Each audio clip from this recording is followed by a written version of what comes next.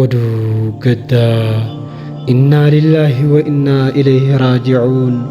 Yaa baroodaati maalummaa si mudateem balaa tiraafikaa aanaa gooroo guutuu magaalaa baroodaatti mudateen lubbuun namoota 10 darbuu gabaasni nu ga'e ni addeessa.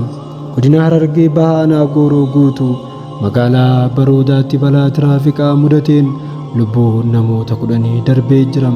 Balichaan hanga ammaa lubbuun namoota 10 yoo darbu namoota baay'ee irra miidhaan cimaa fi salphaan dhaqqabee jira. Obboleeyyan keenya kan lubbuun darbe Rabbi rahmata haa godhuufi maatii fi firoottan hundaaf obsaaf sabree haa kennuuf jenna.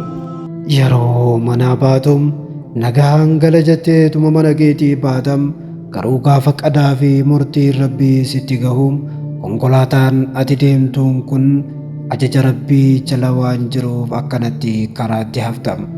Yaa Rabbi namoota muslimaa kan qadaa fi ajalli isaanii waan kana keessatti har'aan tana akhirameef rahmata godhi. Ilaahiin guyyaa ajala keessaniif qadaa keessanii adagaadhaan Rabbii siin jalaan taasisiniim dingata Rabbiin duuti nama dhufti jedhee dubbatee tureem har'a kunoo warri duuti isaanii dhufuu quban qabne konkolaataadhaan addunyaa irraa godaananii jiran. Yoonii fi har'a jiraannes boru jiraachuu keenyan beenu jechuudha.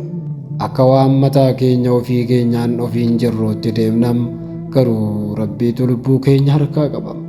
Nama Rabbiin lubbuu isaa harkaa qabu gaafa akkanatti akka nama ofiin jiru deemuun nama ajaa'ibam. Warra irra deeme kana warra muslimaa kan keessa jedhaniif Rabbi rahmata haa godhum.